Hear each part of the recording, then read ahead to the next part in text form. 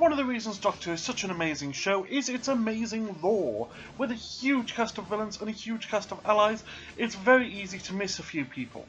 Especially with the show catering to both new and old fans by regularly refreshing the show so that you can jump in at a later point. But that does mean that when we have various cameos or various returning villains, that we lose a lot of the lore.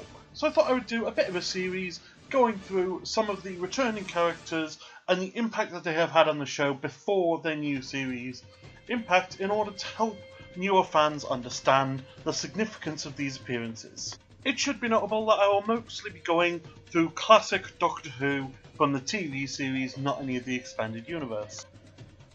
The Master is easily one of the most iconic villains of Doctor Who. The only ones that could beat him are the Daleks and the Cybermen. No one else even comes close. So today we're going to be looking at the lore of the Master. The Master can be a little bit tricky because a lot of the information we get is second hand, and the Master tends to lie a lot. So a lot of his backstory, such as if he has a daughter or not, is debatable. So with that in mind, let's get started. Whereas most of the Doctor's recurring villains tended to have an advantage or a disadvantage over the Doctor, the Master was created to be the Moriarty to the Doctor's Sherlock, the equal and opposite. As such, they're actually given very similar backstories, including a similar sort of privileged life and equal achievements at the Academy.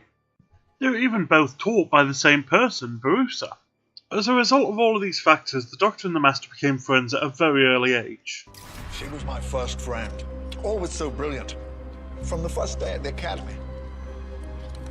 So fast, so funny. She was my man crush.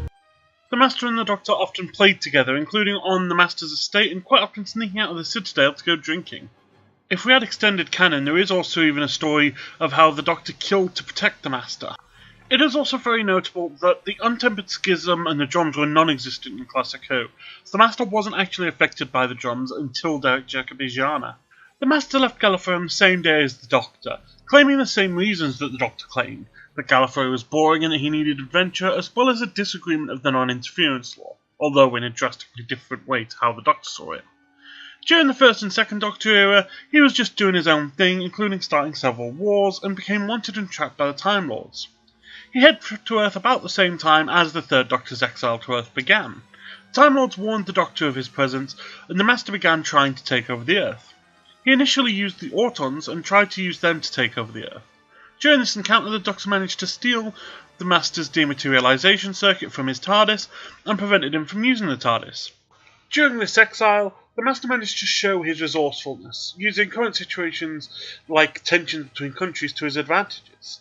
He manages to regain control of his TARDIS, but by that point the game was truly afoot, and the Master kept coming back to try and defeat the Doctor, allying himself with other villains such as Silurians and Daleks.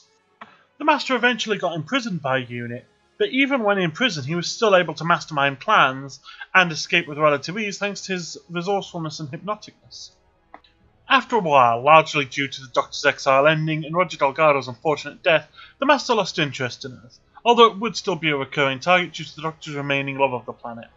His motives for conquest and chaos fell apart, however, when he regenerated into Peter Pratt, the Damaged Master.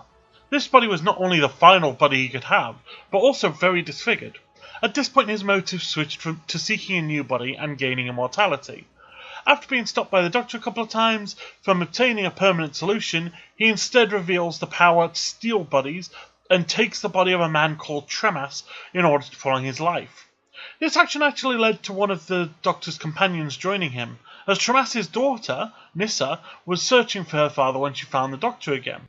In the story where they meet again, the Master also has a plot which results in the destruction of several planets, including Traken, which was Nyssa's home planet. Nyssa then stays with the Doctor. In the same story, he also succeeds where many other villains have failed, and became one of only 2 recurring villains to be directly responsible for a regeneration, the other being the Rani. From that point on, his motives became more about gaining immortality and more regenerations, cause he was still on his last body. And his plans began to backfire a lot more as well. It became a tradition that the Master would end a story in an inescapable situation, only to appear and not explain how he escaped in a similar fashion to how Missy did in The Witch's Familiar. I just had a very clever idea. He remained like this for the remainder of the classic series. However, in the TV movie, he ended up getting executed by the Daleks and took yet another form in the form of stealing the body of a human called Bruce. In the movie, the Master was still trying to obtain more regenerations, this time by taking the Doctor's remaining regenerations.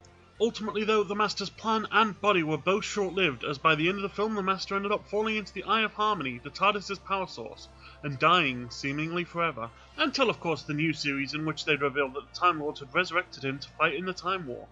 The Master is quite unique in the fact that most of the time his plans and motives don't include killing the Doctor. In fact, on many occasions he stated that he doesn't want to kill the Doctor. No, his desires are much, much deeper. He wants to beat the Doctor, to humiliate and be proven superior to him. That's why Earth's such a big target and why his plans are so interchangeable, because the vague goal can be achieved in so many ways. Compared to most of the Doctor's enemies who have a straightforward plan like exterminate everything, he was a massive change in his time, and still is to this day.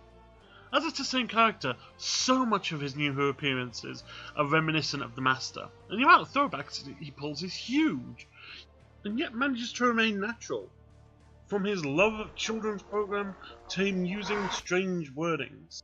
Peoples of the Earth! Please attend carefully. Even as recent as the latest episode, we've got the Master using disguises like he used to in the classic series. There are so many subtle nods and so many ways that we can see the past of this character in Modern Who. I genuinely can't tell you the impact that the classic Master had on the new Master, because it is infinite. They are the same character and you can see it through and through. The Master's affected New Who in so many ways, not just by being the Master, not just by being a recurring character in New Who, but also by being the first one to really have this philosophical rivalry with the Doctor, the one that will reflect in big characters like Davros, for example. And it's no surprise that he is one of the fan favourite villains.